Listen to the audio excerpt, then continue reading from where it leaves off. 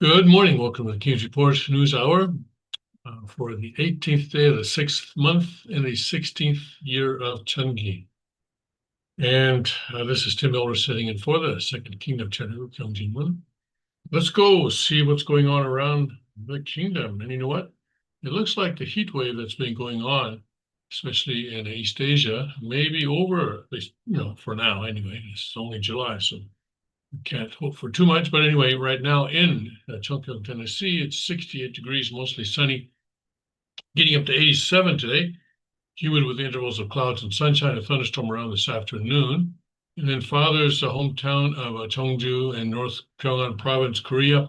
Currently 88 degrees, sunny, getting down to 68 tonight, mostly clear. Tomorrow, very warm and humid with clouds and sunshine, an afternoon thunderstorm, but a high of just 87, so it's not getting into the 90s there.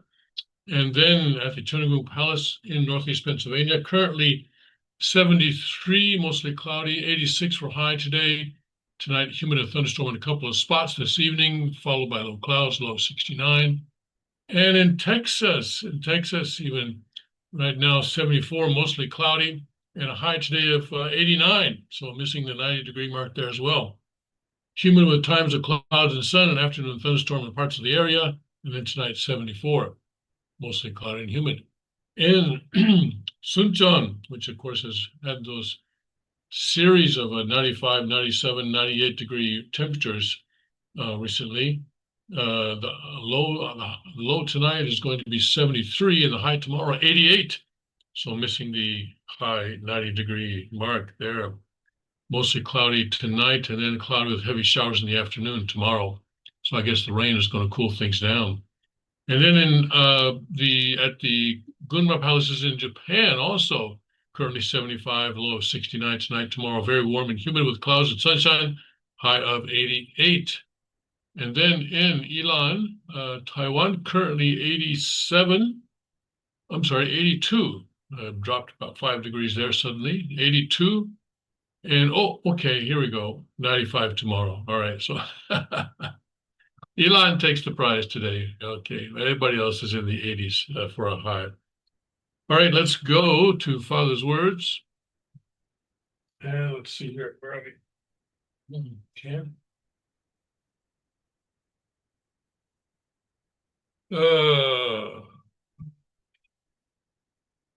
Uh-oh.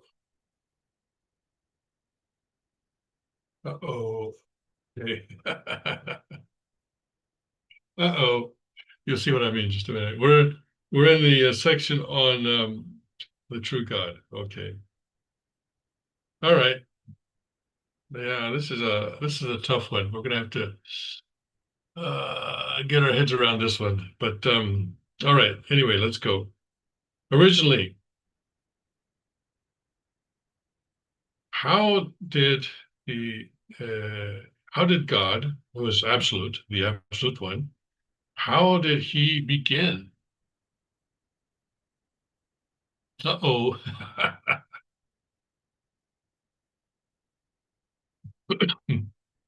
Did he just sort of sudden, Father says, Hudara, just sort of what do they call those words?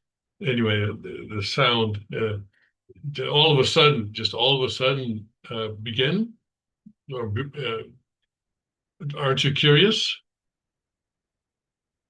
If I speak this way, traditional Christians will say, "Oh, the Creator is a holy one, and this is incredible blasphemy against the Holy One." But I tell them to stop talking such nonsense. Did God come into being, or did he just happen to be that way? Or 그대로 있었겠는? Or just was he always that way? Was he always this way? Aren't you curious? If you're going to deal with this question, with this issue, you have to have a logical background. Dr. Yun, he's referring to Dr. Yun, who's longtime friend, Dr. Yun. How did it happen? Shouldn't a physicist be able to know that? If you hide your face like that, uh, doesn't it embarrass you? Even Unification Church members just say, well, he exists naturally, but that is not the case.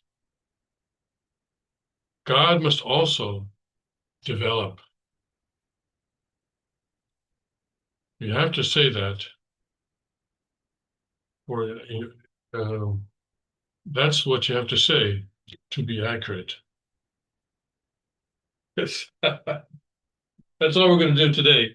There's more. I mean, that's the end of that particular quotation. But those of you who have taken OSTP know that there is a longer explanation. And as I mentioned yesterday, I guess it was, wasn't it? For close to 2 weeks, Reverend Yu Jong was lecturing the OSTP to the third king on a one-on-one OSTP workshop. He was doing 6 hours of lectures a day, 3 in the morning, three in the afternoon, and I think the king wanted to do more. He was very, enthusiastic about the experience, and he wanted to do more, but Reverend Yu's health just wouldn't allow it. Excuse me for a minute with a little water. This was one of the places where the third king asked a lot of questions, and and this did not come upon him suddenly. I think when was it? Anyway, in the past, he and I have discussed this online. This idea that God developed. But anyway, I think the third king has come to his own, as I understand it, at least for now, has come to his understanding of what this means. And if you look at the longer explanation, and I don't want to do it without the proper wording in front of me, but I think if you take OSTP, this is one of the issues that comes up. That God also went through God also went through a growing period and had a portion of responsibility, and and before people in UCI and Family Federation say, "Aha, this just shows that he was senile." No, this teaching actually goes back several decades. So you cannot use that excuse. Anyway, it's an important point in Father's teaching. Is the reason that human beings go through a growing period is that God himself went through a growing period and so forth. Anyway, so we can discuss it further if you take a OSTP at some point in the future. Right now, Greg is asking me to set a date for a OSTP seminar this year again. I thought that my seminar with the third king would, take the place, but apparently not. I don't know. It's oh boy, I tell you. Okay. Well, anyway, we'll see what happens. But I encourage you to do your own research on this because it is an important point that we need to understand. And I'm sure people 1,000 years from now, 2,000 years from now, they will understand it perfectly, and they'll say, "What was the big deal back then in the first few decades of Chungi? Why did the early disciples understand this more clearly?" I'm sure that's what they'll be saying, especially if they're watching this video, say, 2,000 years from now. By that time, I think YouTube will probably no longer exist, so maybe they won't be watching it. All right, let's see what's going on. All right, Powell, Jerome Powell may be succumbing to pressure. One media outlet, I think is one or two media outlets are saying that he's considering resigning.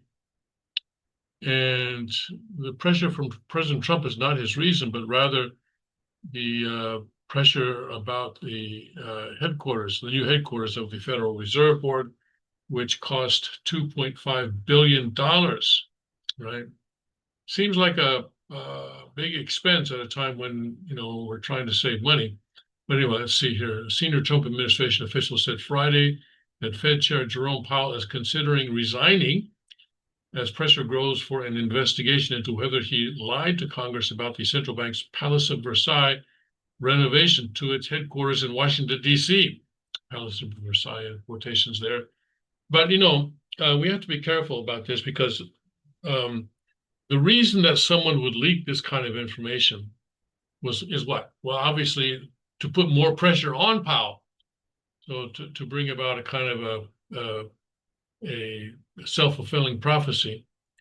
Bill Pulte, the chair of the U.S. government-backed mortgage lender Fannie Mae and Freddie Mac, posted on X that he heard reports, in quotes.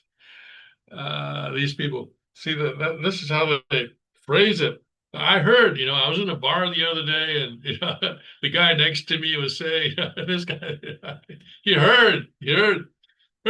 I was in a taxi the other day, and the taxi driver says to me, "Hey, did you hear?" He heard. This is a very, very poorly sourced article, but this is how they put pressure on Powell.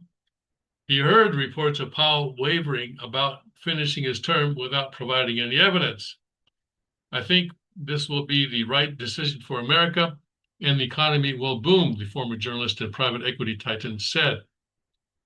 So we're talking about Bill Pulte, right? Okay. Pulte, who as director of the Federal Housing Finance Agency oversees Fannie and Freddie, did not reply to the Post's request for comment. This is the New York Post, right? I think this is the New York Post. Yeah. Or is it the Washington Post? It doesn't say. Okay. Okay. The separate senior government official said high-level credible sources inside the administration believe the under-fire Fed chair is weighing whether to walk away from his job. The insider said Powell had been feeling the heat and has grown fatigued since the Post broke the story in April about how Fed bureaucrats had blown $2.5 billion on the revamp of its D.C. offices that Senator Tim Scott said was akin to the Palace of Versailles. Why would you stay at a party when no one wants you there, the source added. President Trump, who has repeatedly labeled Powell as too slow for failing to cut interest rates on Thursday, appointed 3 new members to the National Capital Planning Commission, which regulates federal development projects. The shakeup at the NCPC, which has 5 voting members, is being seen as yet another move to pile more pressure on the man he nominated as Fed chair in 2018 to step aside. A senior administration official told the Post that the string of broadsides launched at the 72-year-old Powell were part of a game of 4D chess being played by the commander-in-chief and his allies designed to pressure him into resigning. A Fed spokesman declined comment, pointing only to remarks on April 4th, where Powell said he intends to see out his full term that expires in May 2026. So he has less than a year. Powell has been accused by Pulte and other critics of misleading Congress when he lashed out at this newspaper's inflammatory coverage that he branded misleading and inaccurate. There's no VIP dining room. There's no new marble. There are no special elevators, Powell insisted during the June 25 hearing to the Senate Banking Committee. There are no new water features. There's no beehives, and there's no roof terrace gardens. But his details directly contradicted the project's own planning document that had been signed off by NCPC in 2021. The comments also drew scrutiny from the Office of Management and Budget Chief Russ Vought on Thursday. White House spending watchdog took Powell to task for the glorified vanity project, which saw its cost balloon by 30% from the original estimate of 1.9 billion. The president is extremely troubled by your management of the Federal Reserve System. And by the way, the Federal Reserve is currently running a deficit. Yeah, it's running a deficit. Not that they can't print up money to make it that up, but it's running a deficit.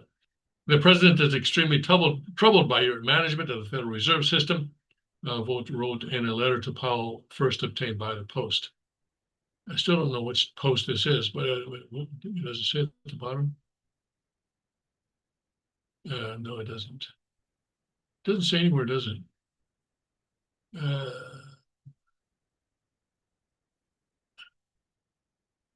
Yeah.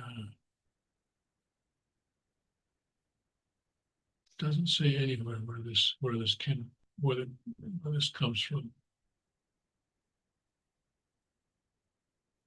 No, now I've frozen my screen. Arg. Okay, all right. All right, well, that's enough of that anyway. Okay, it was enough of that anyway. Okay. All right, so we'll see. Could be. So what will be the effect if Jerome Powell decides to resign? Well, in fact, well, obviously President Trump would nominate a new chairman and of the Federal Reserve, and that person would have to be confirmed by the Senate, which probably not a big problem, most likely. But it will be a person who would agree with President Trump that interest rates need to come down by a significant margin. So anticipating that, I suspect that asset prices will go up. That's not financial advice, all right? Remember what I say about financial markets. There are two ironclad rules. I'm sure you know what they are. Anyway, this is not financial advice, but it would seem that would be the reaction of the market. But what do I know? Okay. All right, let's see. Meanwhile, actually, the Treasury posted an unexpected surplus in June as tariff receipts surge. Okay. June saw a surplus of just over $27 billion, following a $316 billion deficit in May. And customs duties totaled about $27 billion for the month, up from $23 billion in May, and a 301% gain from June 2024. All right, so well, that's just 1 month, but so you can't say very much about that. Okay. All right, let's go to the really the tragic situation in Texas. And now they're moving from search and rescue now to recovery. In other words, they don't expect to find anyone else alive. They say the last live rescue they had was actually last week. So now there's, it's time that we can switch to sort of lessons learned type of stuff and see what went wrong and what can be done to prevent this kind of thing in the future, not only in Texas, but also in other flood prone areas. And I think some of the lessons are pretty obvious here. Let's, and by the way, okay, well, I gave you the death count yesterday. I don't think we need to go over that again today. Though flooding is familiar in the Hill Country, the high death toll has raised questions about whether forecasters or local officials in charge of emergency response gave people in the area adequate warning. Ahead of the devastation, the National Weather Service on Thursday afternoon issued a flood watch, a threat designation that means the conditions are present for a flood to happen for Kirk County. At 1:14 a.m., federal forecasters escalated that announcement to a flood warning, a signal that flooding is happening or is imminent. It was sent out 3 hours and 21 minutes before the first flooding reports came in from low-lying water crossings in the area. So there was, if people have been warned, there was a period of 3 hours and 21 minutes where they could have evacuated, and probably, I suspect, a lot of lives, perhaps all the lives that could have been saved. Mostly. So we have to wonder why didn't that happen? The Weather Service says that first warning triggered one of the many automatic alerts to cell phones and weather radios telling people in the area of the danger. NWS officials said they also communicated directly with local officials during the night of the floods, but did not specify when. In some cases, they said calls went to voicemail. Kerrville's mayor said he was unaware of the flooding until around 5:30 a.m., more than 4 hours after that first warning, when the city manager called and woke him up. And by that time, by 5:30 already, things were getting pretty serious. Flooding was happening. Warnings didn't go up on county Facebook pages until around the same time, when the Guadalupe River had already risen rapidly, spilled out of its banks around Hunt, and it was making its way toward the county seat of Kerrville. It remains a mystery whether local officials got the NWS initial warning and activated in any meaningful way before the flooding. Officials have not provided clear answers, saying their intention is on search and rescue efforts. Well, now if they're switching to recovery, so that excuse doesn't work anymore. And I suspect that some officials are going to have to be held accountable for what happened. Read more about the flooding and response timeline. Click on that if you like.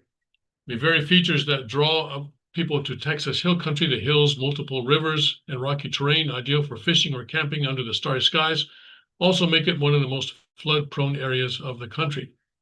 The Balcones Escarpment, a major geological feature that cuts across central Texas, makes for dramatic views and elevation changes in the area, but it can also lead storms to stall and dump heavy rain, as was the case when leftover moisture from Tropical Storm Barry intensified the storms that caused the flash floods. And when storms roll in, water rushes downhill fast, gaining speed and force as it moves. There's little to slow it down. Thin, rocky soil doesn't absorb much water, and exposed bedrock and sparse vegetation offer no buffer. Clay-rich soils in parts of the region also prevent infiltration, meaning rain runs to runoff almost immediately. Between 2 and 7 a.m. on July 4th, the Guadalupe River in Kerrville rose 35 feet. That's a little over 10 meters.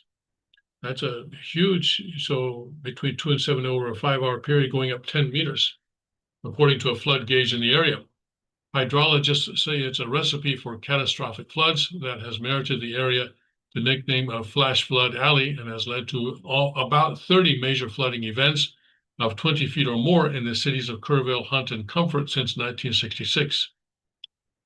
And read more about the history of flooding, they say. So I think for us, as we look at this situation, and not necessarily in Texas, but in other parts of the country and other parts of the world, is that you need to be aware of where you are, especially if you're camping. If you're in, it's one thing to be if you're in a hotel that's reinforced concrete and stuff like that, that's going to survive this kind of a flood, even if it happens. But if you're in a tent, or if you're in a cabin, or if you're in an RV, you really need to know about the history of your area in terms of flooding, in terms of fire, and this kind of thing. Earthquakes too, I suppose, the natural disasters that have occurred in that area in the past, and then be sort of alert for the possibility that it could happen while you're there. A lot of really tragic stories of children, of parents trying to save their children, dying, and so forth. And it's one of the things that we certainly hope we can prevent from happening again in the future. And in Tornado, it will not happen, because this comes from the ignorance about God's creation that occurred as a result of the fall. We were supposed to learn about God's creation from the archangels in the Garden of Eden. Adam and Eve were supposed to learn, and the archangels could have shared a great deal of knowledge, even scientific knowledge. And I think the whole era of human beings living in caves and so forth, and discovering fire and inventing the wheel, and all that process could have done very, very quickly. And argue, hey, look at this round thing. Here, you may find it useful. You know? And fire as well. And why did it take us hundreds of thousands of years to discover electricity? I think that could have been discovered long time ago if it had not been for the fall. So, and this kind of thing as well. And we often hear about how animals are able to evacuate quickly, right? Animals are able to evacuate because they sense something coming. Earthquakes and maybe the flood as well. I haven't seen stories like that, but I'll bet though that the animals were able to get out of there in time, even without sirens and so forth. So we need to have that kind of spiritual communion with nature as well, and we would be having that spiritual communion if the fall had not occurred. And so I think the long-term solution for this is to bring about God's kingdom and to complete our character, to form ideal families centering on God, and to form a relationship with God's creation that is centered on God's purpose and God's Shimjong. And Shimjong being the irrepressible impulse of the heart to invest love in an object partner so as to experience love and joy. All right. So that's my take on that today. And this may be the last time that we cover this story. All right, then. Okay. I have one more story on the floods, but I think we're done with that. Okay. All right, let's see. Okay. I spoke yesterday about Xi Jinping, and I spoke about a YouTube podcast that really gives a good breakdown of how Xi Jinping is not on his way out.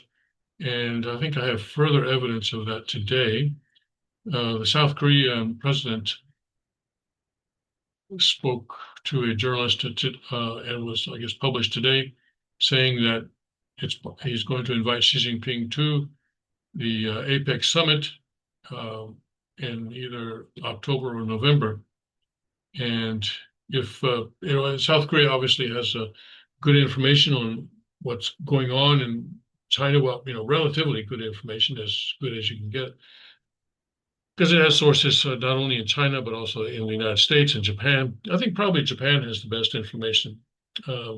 Japan's an interesting country in that it does not have a formal sort of a CIA type organization, and yet they have the best information. And I think someone needs to study that. How do they accomplish that? And of course, it's the Japanese businesses around the world, of course, contribute a lot and so forth. Of course, they're not in the business of toppling governments. That saves a lot of money right there.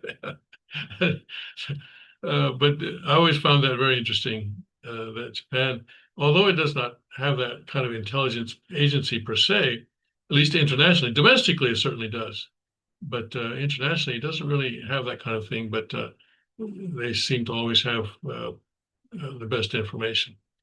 So anyway, a conservative journalist said Saturday that Chinese President Xi Jinping may visit South Korea to attend the upcoming Asia-Pacific Economic Cooperation Summit, citing his recent conversation with President Lee Jae-myung.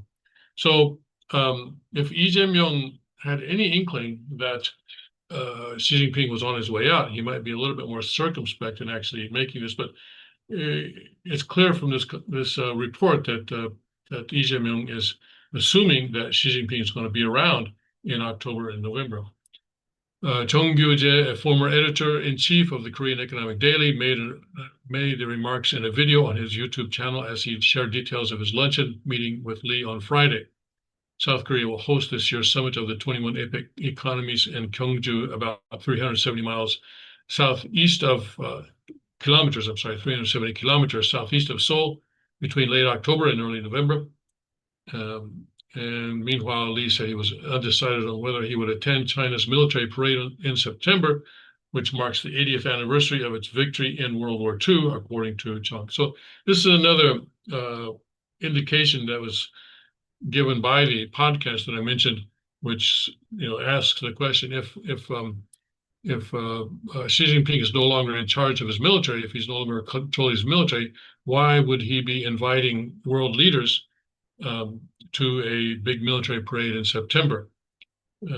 So that fact that is happening would undercut the claims by these unsourced, and we don't know who's doing these reports about Xi Jinping being on his way out.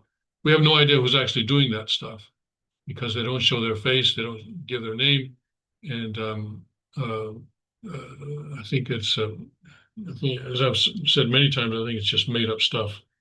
Sources have said that China has sounded out South Korea about Li possibly attending the parade. So there you go. So China is asking South Korea if Lee Jae-myung, the president, would possibly attend the parade.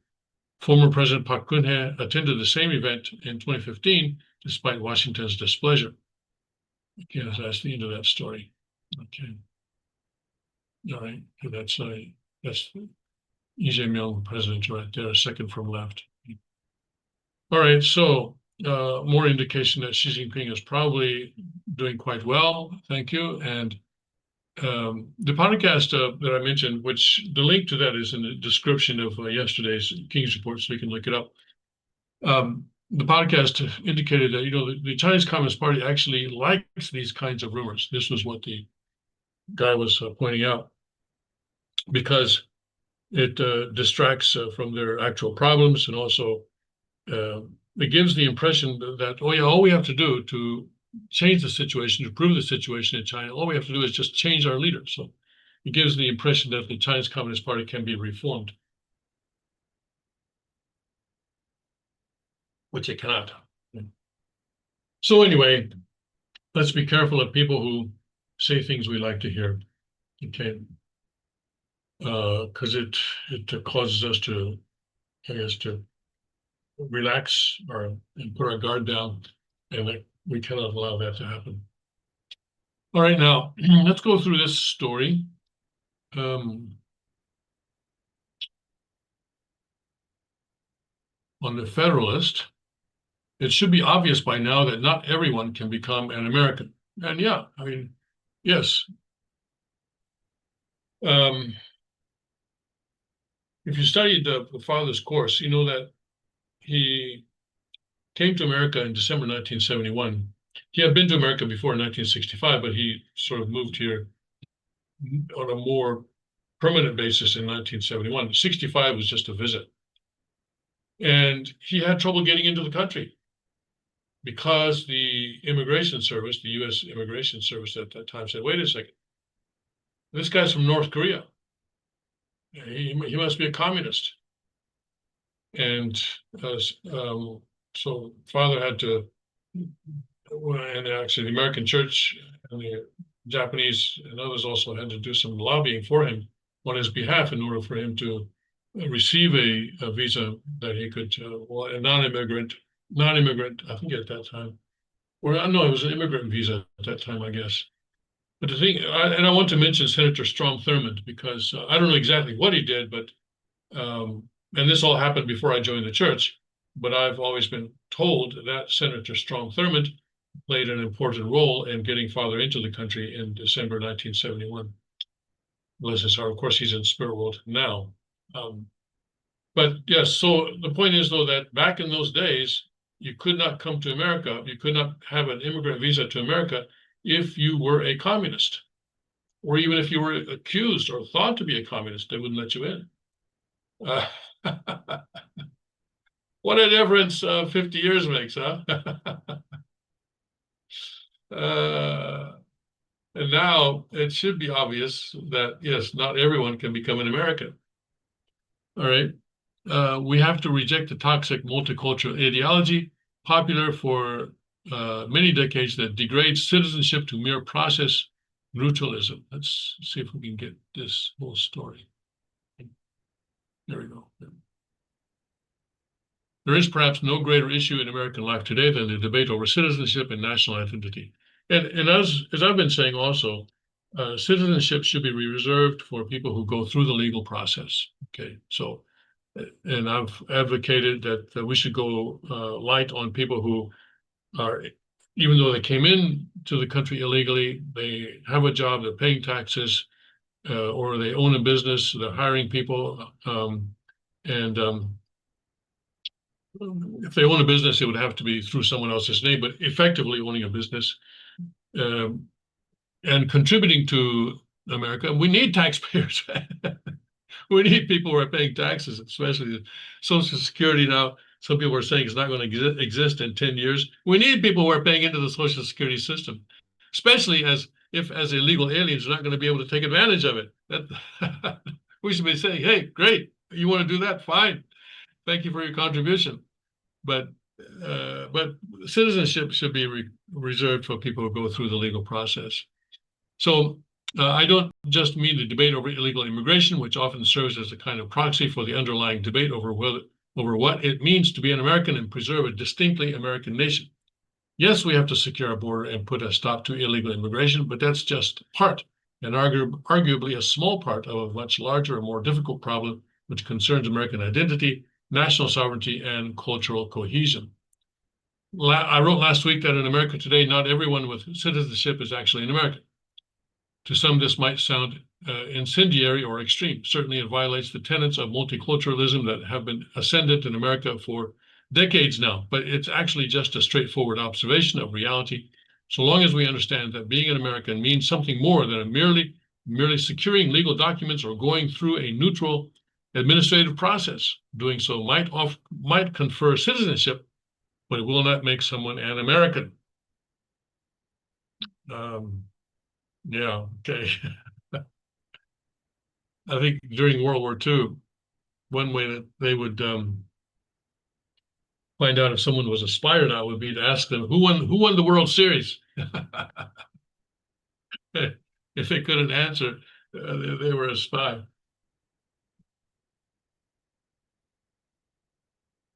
I don't know who won. I don't know who won last year's World Series. The importance of the World Series was much greater then. All right. Vice President J.D. Vance hit on this in a speech for the Claremont Institute over the weekend. You cannot swap 10 million people from anywhere in the world and expect America to remain unchanged, he said. You cannot export the Constitution to some random country and expect the same kind of government. Our citizens are not interchangeable cogs in the global economy. Vance is exactly right, and his point gets at the heart of what we're really debating when we argue about border security or mass deportations or immigration visas. The reason we have an immigration system at all, at least in theory, is to ensure that we know who comes into this country and that they come in on our terms and for our benefit. It is our interest, not those of would-be immigrants or asylum seekers, that our immigration system should strive to serve above all. But beyond immigration, Vance is touching on something essential about America that has been largely lost, suppressed really for more than a generation. America is not just a propositional nation, not just an idea, but a people. That's why you cannot export the Constitution to some random country and expect the same kind of government. Hey, you already said this. We are not a set of abstract propositions to which anyone from any part of the world can assent and suddenly become an American. We are a people with a common language, culture, history, customs, and so on. About 20 years ago, Pat Buchanan had a more pugnacious version of what Vance said. It is not true that all creeds and cultures are equally assimilable in a first world nation born of England, Christianity, and Western civilization. Race, faith, ethnicity, and history leave genetic fingerprints no proposition nation can erase. This is an important point, and it has to be asserted even at the risk of being falsely accused of racism or xenophobia. A nation requires a certain amount of cultural cohesion, common language, customs, morality, and way of life. Sounds like Tony Cook to me. Common language, customs. Father talks about common language, common culture, a culture of heart and so forth, morality, way of life. Yes, that's exactly what Father's talking about always. That means some cultures and creeds are simply not compatible with American civilization. Multiculturalism, in other words, is a dangerous delusion that, combined with mass immigration, is a nation destroyer. And, Germany made this mistake as well, right? Saying, we can bring in Muslims from Afghanistan or wherever else, Iraq, Iran, or Iraq, and stuff like that, Middle East, and they'll all assimilate into our culture when they come here, because they'll feel liberated from their oppressive culture back home. Didn't happen that way, did it?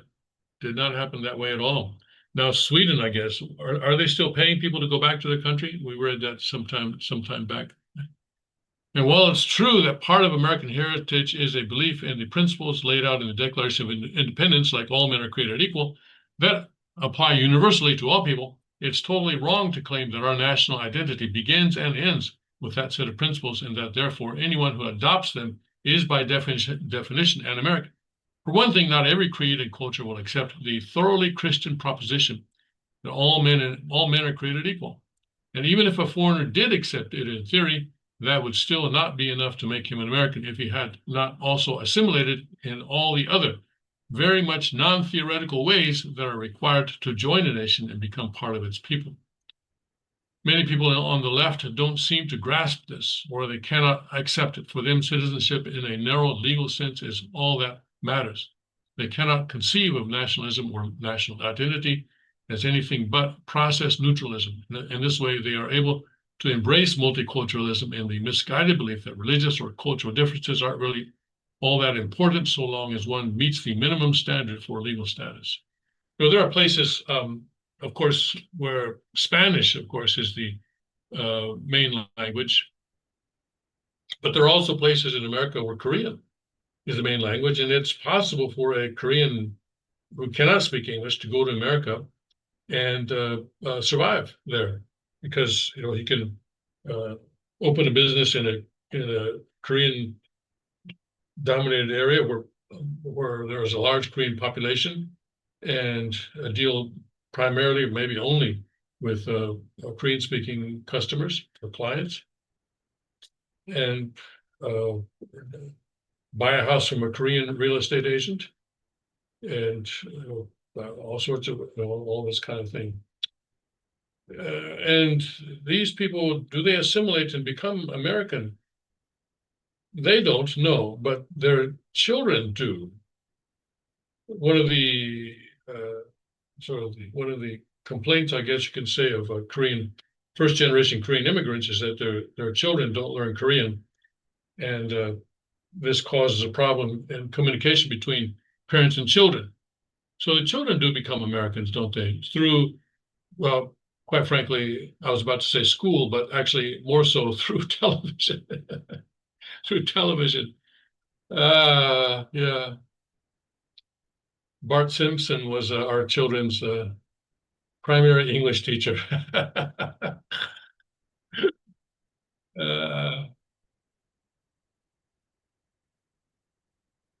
Our family moved to America from Korea when our kids were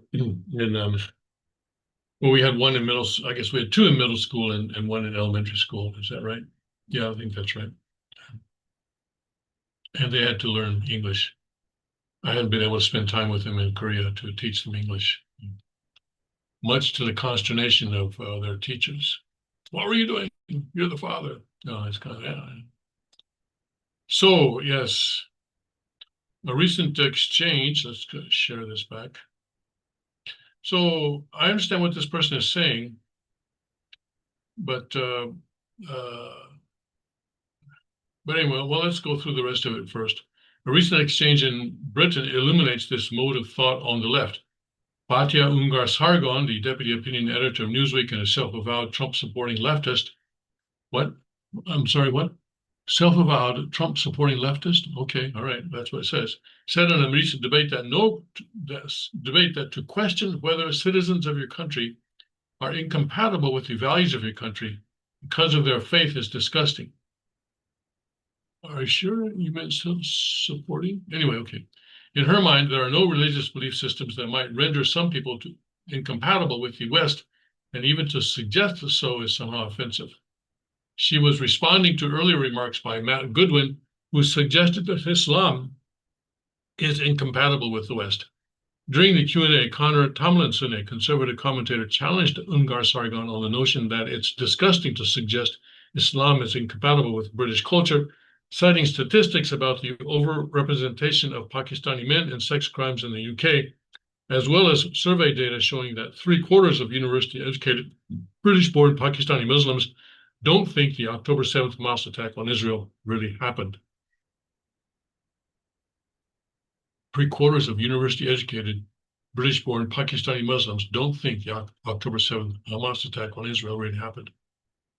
That's a surprising piece of information. Ungar Sargon's reply encapsulates the view of nationhood as mere legal citizenship without any of the cultural, religious, or historical ties that make up a people. I'm sorry, but those are yours. Those are your citizens. Citizenship is the only human right that every person has a right to.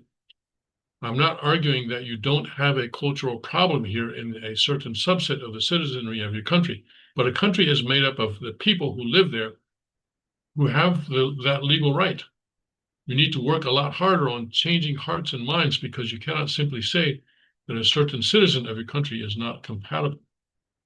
She then said sarcastically, "What are you suggesting, that they be denaturalized?"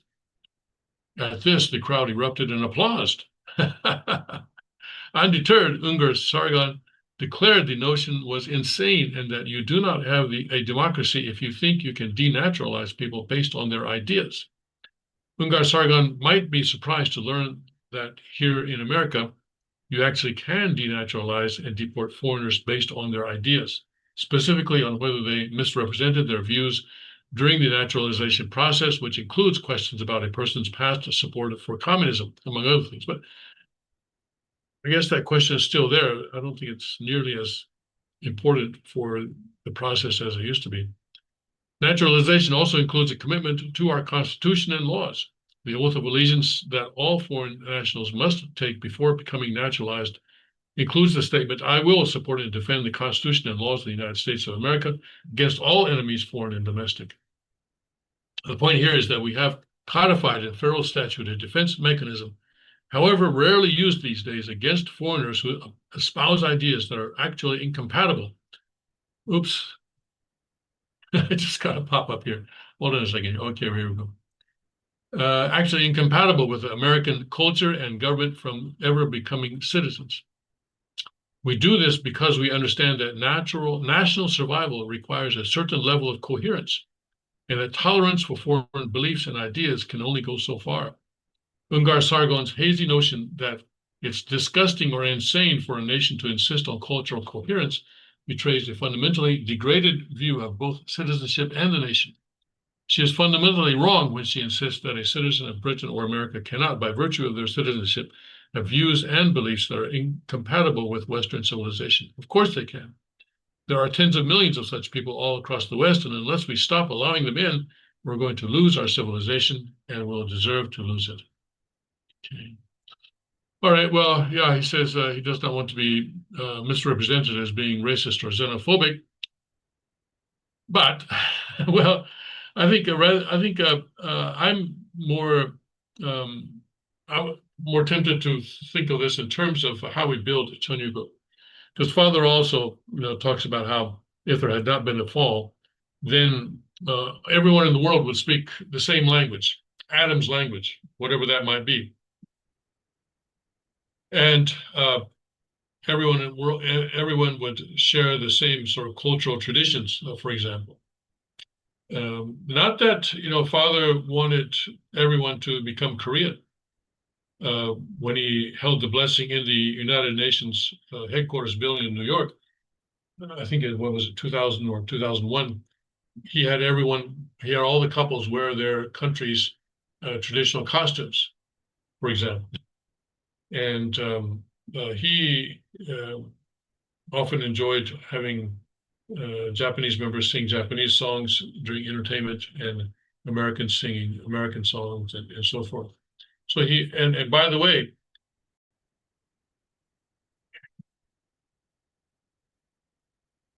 in one Q&A session, someone asked him what his favorite food was, and he said McDonald's hamburgers.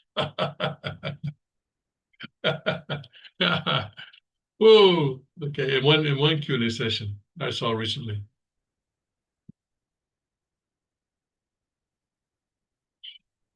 So father was multiculturalist in a sense, but also multiculturalism that shares a common foundation, a common denominator. There has to be a common denominator.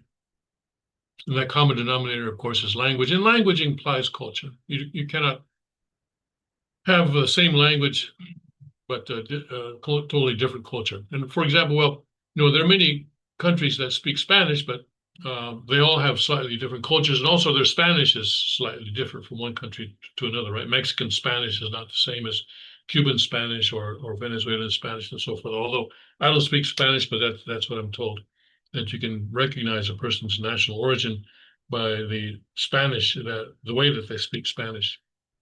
So I think that's the kind of thing that would have happened. And also between UK and America, Churchill, I think, said that England and America are divided by a common language. I think that's the way he put it. Something like that. So culture, yes, but shared values. And of course, Father's description of the kingdom of heaven is that there will be coexistence, co-prosperity, and what in Korean is called Kong-ui, and what we translated to English as universally shared values.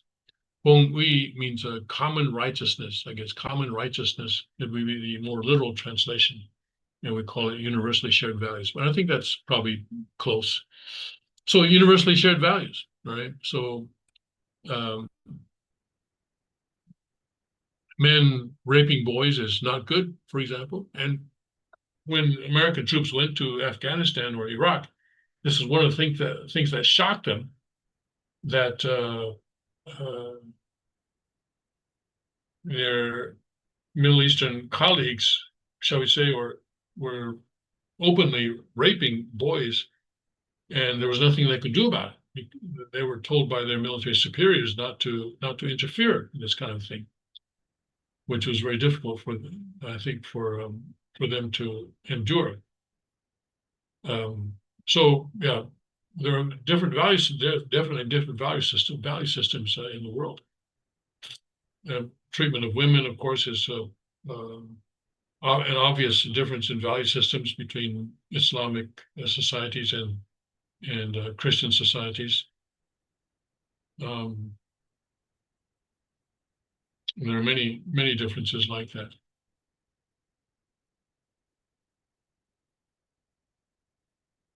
And the idea is that when people come to America, then if not the first generation, then at least the second generation will become American. But when you have these pockets of culture around the country, and they are sort of self-contained and isolated, then the second generation does not have that opportunity, especially if they're not being exposed to American culture in a big way. All right, so interesting, but I think this is more about, for me, it's more about Choniguk and how we do Choniguk. And so what does that mean? Well, it means the importance of a common language. I'm sorry, but yeah, Father always comes back to that as well, right? Importance of a common language. Want to build a common culture, got to have a common language. I won't say any more than that. Okay, don't want to ruin anybody's breakfast. Okay. All right. Let's see here. Where shall we go now? Okay, we can go to, well, let's go to Newsmax. Let's go to Newsmax. Where's Newsmax? Okay, there we go. Let's share that. Oh yeah, Mark Carney. Yeah. US and Canada apparently are going to war, tariff war, at least for now. But apparently Canada sells 35% of its production to the United States. So President Trump says he's going to put 50% tariff on all Canadian goods starting in August. I think that maybe Canada needs to have a serious assessment of its position with regard to President Trump. I think if it is not careful, it's going to become effectively a colony of the United States, effectively. Right. So we'll see what Canada decides to do. Okay. As U.S. Canada strike conciliatory tone, the number two neighbors hold off on a trade war. All right. Okay, when did that happen? Canadian leaders were poised to impose their own. That's on hold in a move matched by Trump's willingness to now extend the negotiation deadline to August 1. Yeah, so that's what I mean, though. It's August 1. August 1 is going to be the deadline. Okay, let's see here. DOJ subpoenas documents over trans care to minors.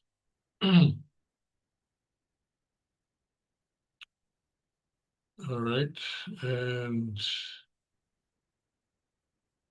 Tom Homan says White House is seeking countries to take the deportees, and I think they're looking at sending them to more African countries.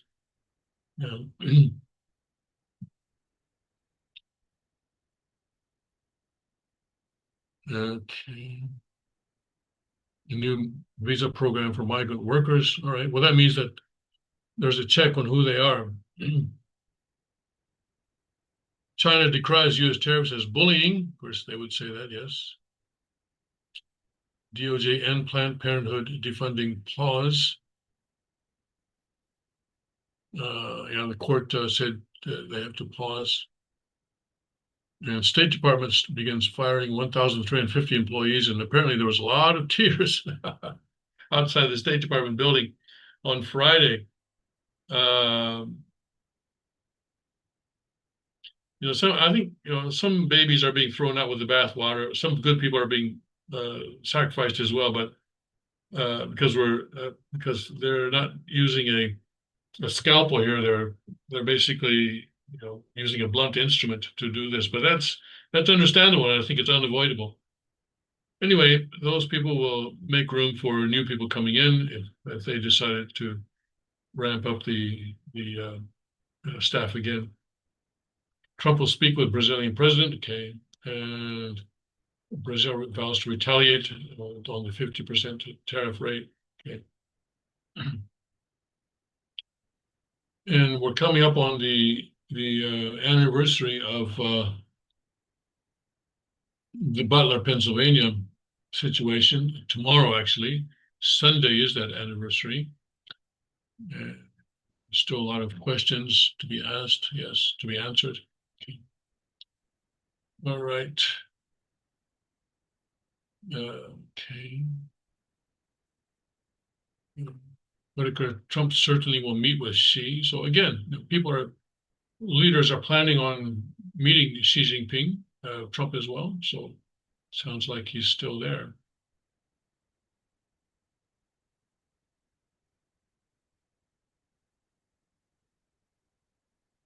White House rips report FBI heads are set to quit if Bondi stays. Okay, well, there's some controversy going on there.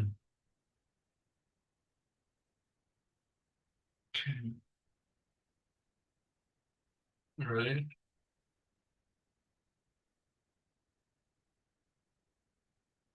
And these are all yesterday's stories. All right, let's go. Let's go to Breitbart. Do we have a minute? Yeah, we have a couple minutes. Okay. Okay, let's see here. What do we have here? GOP lawmakers introduced resolution marking 1 year since Trump assassination attempt. Okay. Would-be assassin's motive remains a mystery. Right.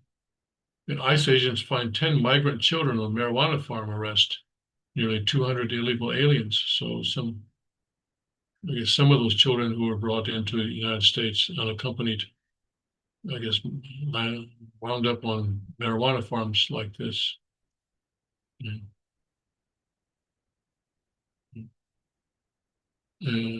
Right.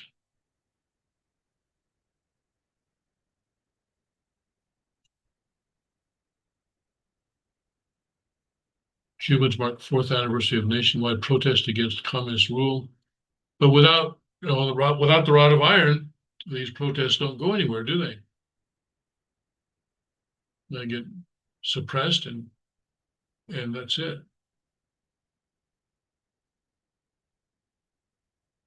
Governor Newsom says he's not anti-gun at all. Then states opposition to AR-15s and large capacity magazine clips.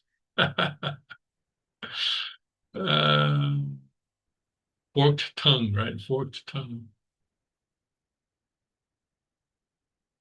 Okay.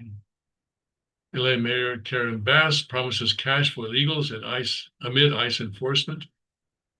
And a judge, by the way, I think in was it Southern California, also said that ICE cannot check people's citizenship without probable cause, or it cannot enforce immigration laws without probable cause.